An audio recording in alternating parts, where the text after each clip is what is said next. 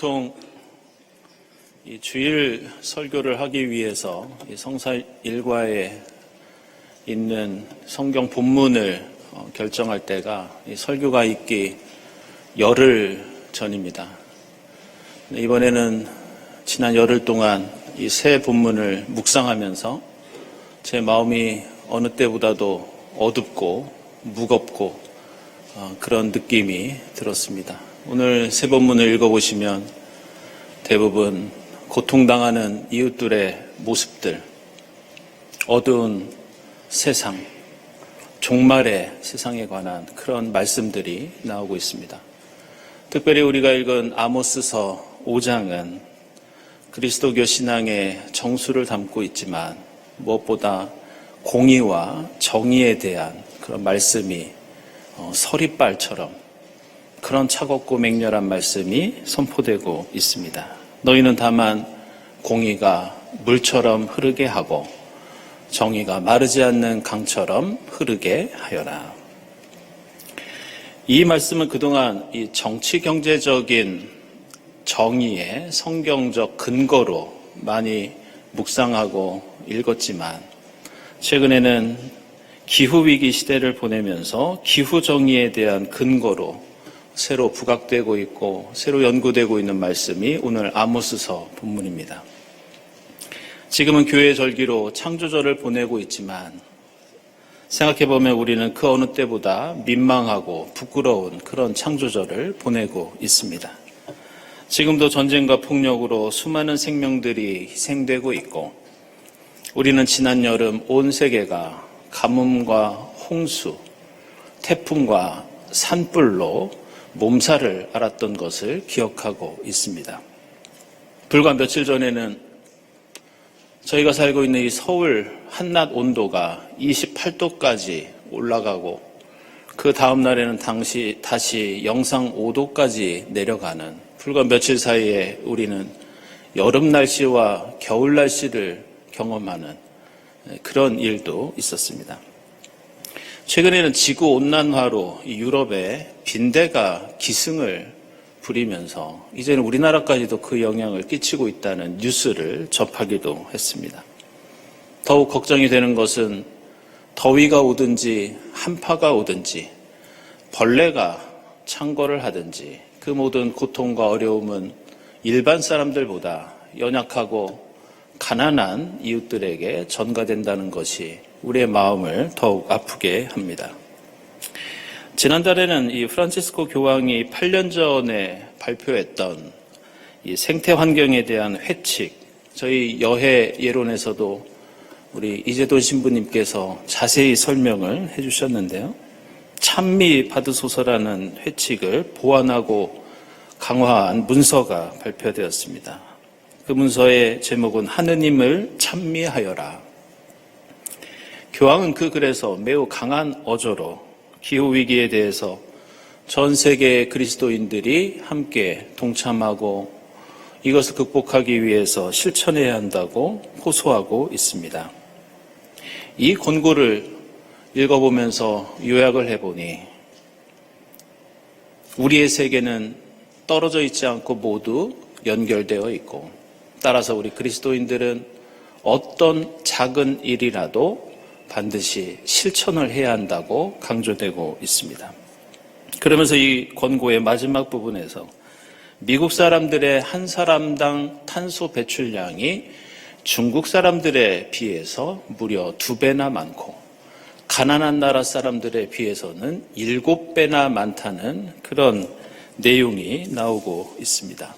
우리는 이 사실을 보면서 기후위기에는 분명히 가해자와 피해자가 존재하고 사람들마다 책임의 크기가 다를 수밖에 없으며 따라서 이 문제는 오늘 아모스서에서 말씀하는 것처럼 공의와 정의의 문제라고 할 수 있습니다. 오늘 우리가 읽은 아모스서와 데살로니가 전서, 마태복음서에는 모두 종말이 나옵니다. 아모스서에서는 주님의 날이라는 표현으로 나오고 있고 데살로니가 전서에서 사도 바울은 잠든 사람의 문제라는 말을 사용합니다. 그리고 마태복음서에서는 열 처녀의 비유를 통해 하늘나라가 임박했고 그 종말을 준비해야 한다는 가르침을 우리에게 예수께서 전해주고 계십니다. 우리는 성경에서 말씀하는 이 영원한 생명이나 종말을 그 의미를 너무 좁게 해석하는 경향이 있습니다. 우리는 영혼을 양적인 시간이 그치지 않고 끝없이 계속되는 것이라고 생각합니다. 그러나 성경이 말씀하는 영혼은 이러한 양적으로 계속되는 시간이라기보다는 질적인 개념입니다. 나의 생명이 멈추지 않고 무한대로 지속되는 것을 넘어서 나의 생명이 하나님 안에서 하나님의 뜻과 목적에 부합하면서 하나님과 함께 호흡할 때 우리는 이 땅에 얼마나 더 살아가느냐 그것과 상관없이 영혼을 느낄 수 있고 영혼을 살아갈 수 있습니다. 그리고 이것은 종말도 마찬가지입니다. 우리는 우리에게 주어진 양적인 시간이 어느 날 멈추거나 죽거나 혹은 종말이 와서 심판을 받을 때 그것만이 종말이라고 생각합니다. 그러나 성경에는 그런 종말만이 있는 것은 아닙니다. 우리의 생명이 끝나지 않더라도 이 땅에 죄악과 고통이 가득하다면 그것도 종말입니다. 사람이 죽지 못해 살면서 고통 속에서 신음을 토해낼 수밖에 없다면 굳이 역사와 시간과 우주가 끝나지 않더라도 그것이 바로 지옥이고 그것이 바로 종말입니다. 그래서 오늘 예수께서는 열처녀의 비유를 통해서 세상이 끝장나는 종말만을 가르쳐주고 있지 않습니다. 오늘 말씀에 나오는 마태복음서에 나오는 마태 공동체와 데살로니가 교회는 이미 로마 제국의 박해 속에서 어두운 세상의 역사 속에서 아직 종말이 오지 않았지만 종말을 경험하며 살고 있었습니다. 그래서 오늘 비유는 그저 고통을 견디면서 세상의 종말을 기다리는 그런 신앙이 아니라 오늘 열처녀의 비유에 나오는 것처럼 지혜로운 여인처럼 작은 등불로 세상을 밝히는 종말 신앙에 대해서 우리에게 말씀하고 있습니다. 완전한 하늘나라를 기다리고 준비하면서 현실 속에서 하늘나라를 이루려고 하는 그러한 노력들, 그것이 그리스도인의 사명과 책임임을 은유와 상징으로 보여주고 있습니다.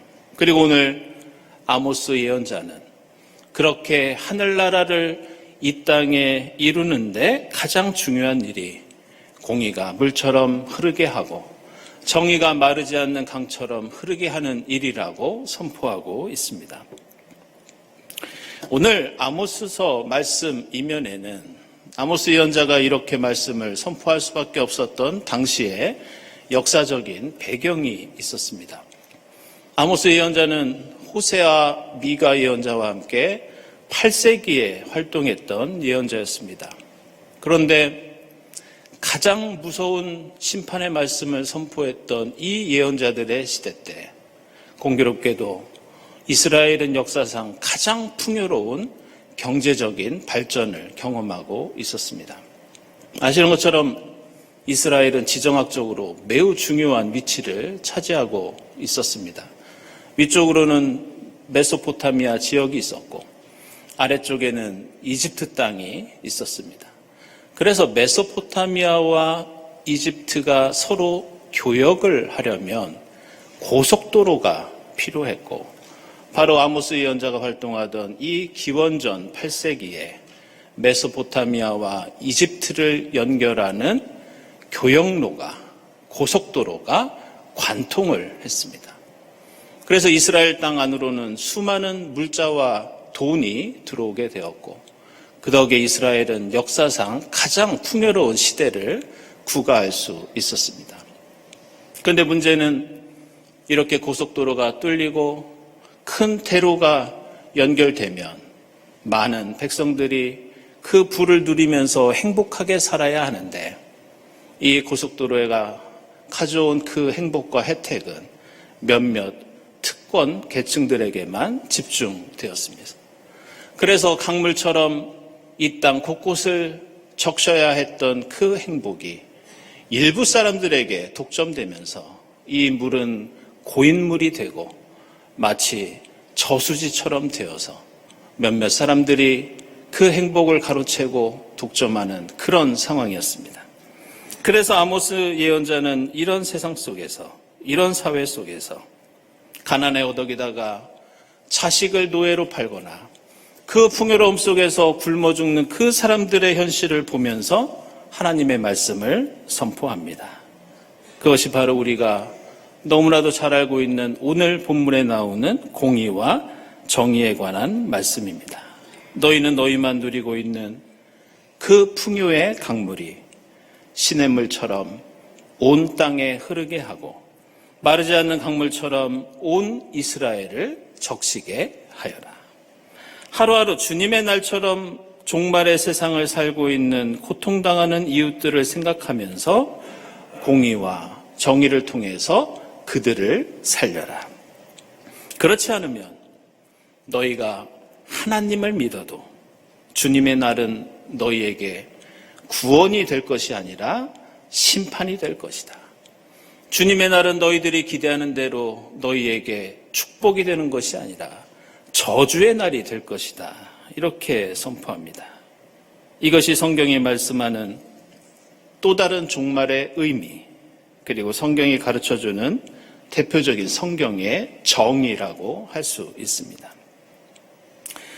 아모스 예언자가 이 말씀을 선포한 지 2700년이 흘렀지만 우리는 여전히 공의가 마르고 정의가 강물처럼 흐르지 않는 그런 세상을 살고 있습니다. 게다가 서두에서 말씀드렸듯이 최근에 우리는 정치 경제적인 정의뿐만이 아니라 생태계 위기 속에서 기후 정의라는 또 다른 위기에 직면해 있습니다. 요즘에는 목회자나 신학자들이 이렇게 한탄하기도 합니다. 지금 시대는 홍수가 너무 자주 일어나고 반대편에서는 가뭄 때문에 너무 큰 고통을 당해서 정의가 강물처럼 흘러야 되는 것이 아니라 강물이라도 제대로 흘러야 하는 그런 세상이 되어야 한다고 하소연을 합니다. 저는 지난 6월에 제가 예전에 말씀드렸던 대로 이 기독교 환경운동연대와 우리 교단의 생태운동본부가 함께 진행한 그 몽골 생태 여행을 다녀왔습니다. 오래전부터 한국교회와 그 여러 학교들 그리고 기업과 정부 기관이 이 몽골의 사막화를 방지하기 위해서 오랫동안 숲을 조성해 왔습니다. 대략 15년 전부터는 한국에 있는 많은 교회들이 이 일에 집중하면서 사막화를 막는 의미 있는 성과도 거두었다는 그런 얘기도 들었습니다.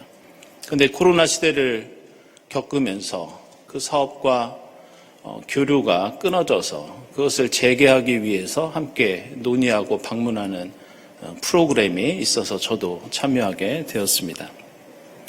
몽골에 도착해서 시내로 들어가다 보니까 얼마나 그곳의 사막화가 심각한지 피부로 느낄 수 있었습니다.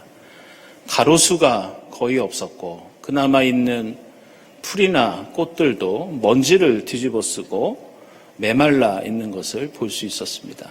그리고 도시 너머에 있는 산들을 보니까 우리나라처럼 나무가 있고 숲이 우거진 그런 산이 아니라 마치 흙 무더기처럼 그런 산들이 주변에 있었습니다. 이것은 농촌 지역도 마찬가지였는데 차를 타고 지나가다 보면 말들이나 양들이 그늘이 없어서 콘크리트 벽 그늘 속에 숨어서 자기의 몸의 온도를 낮추고 있는 그런 모습을 흔히 볼 수 있었습니다. 2011년에 이 한국환경정책평가연구원에서 발표한 동아시아 주요 국가별 기후변화 조사를 보면 이미 몽골 국토의 91%가 사막화가 되었다고 합니다. 2007년도 기준의 자료를 보니까 지금부터 15년 전 자료입니다. 몽골 땅에 흐르던 강들 중에서 무려 852개가 사라졌고 우물은 60개, 하천은 무려 2277개, 호수는 1181개가 말라버렸다고 합니다. 그리고 몽골에 자생하던 식물 4분의 3이 멸종 위기에 있다는 그런 보고서를 보았습니다. 우리가 생각해야 할 것은 몽골의 사막화가 기후변화 때문에 일어난 것인데 사실 몽골은 기후를 변화시킬 만큼 산업이 발달해서 탄소를 배출하는 그런 나라가 아닙니다.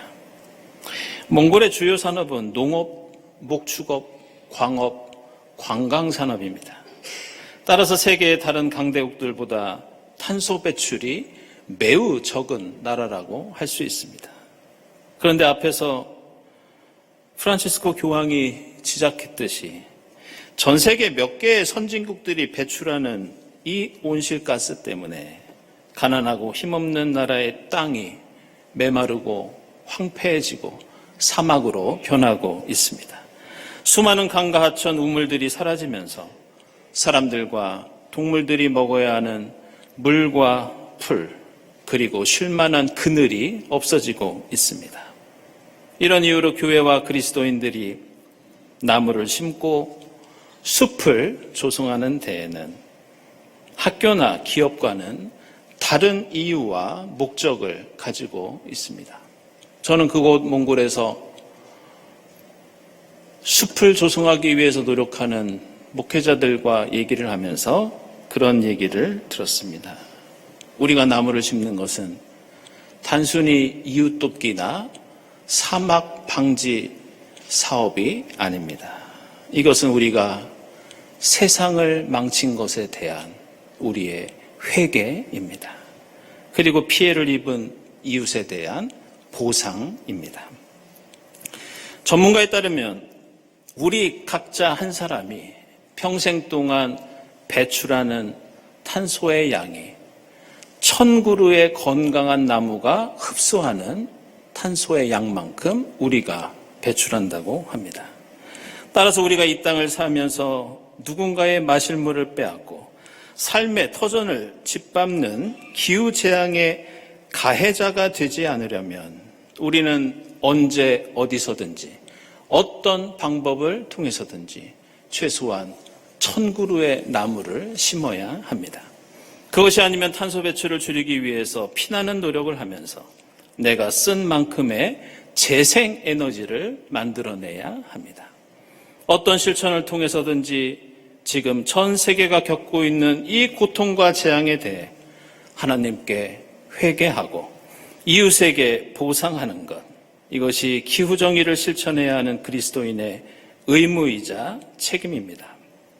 오늘 아모스서 5장에 나오는 공이라는 단어는 히브리어로 미슈파트라고 하고 정이라고 하는 말은 히브리어로 체다카라고 하는데 성경의 언어에는 이 단어들과 짝을 이루는 비슷한 소리를 내는 다른 단어들이 있습니다.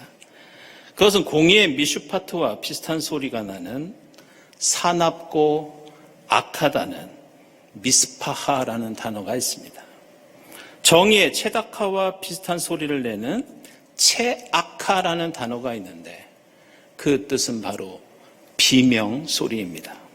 미슈파트와 미스파하, 체다카와 체아카, 세상의 포악을 공의로 치료하고 세상의 비명소리를 정의를 통해 위로하는 것이 오늘 아모스서가 우리에게 가르쳐주고 있는 성경의 공의와 정의입니다.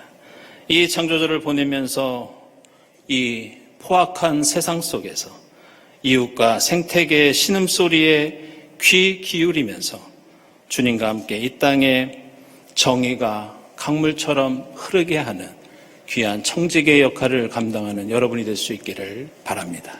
기도하겠습니다. 하나님, 아름다운 에덴 동산에 흐르던 그 강물이 이제는 포악한 홍수를 이루고 메마른 사막이 되어가고 있습니다. 주님, 저희를 용서해 주시옵소서. 아름다운 강물이 이 땅 곳곳에 다시 흐를 수 있도록, 주님의 정의가 마르지 않는 강처럼 흐를 수 있도록 저희들을 인도해 주시고 역사해 주시옵소서. 예수 그리스도의 이름으로 기도드리옵나이다. 아멘.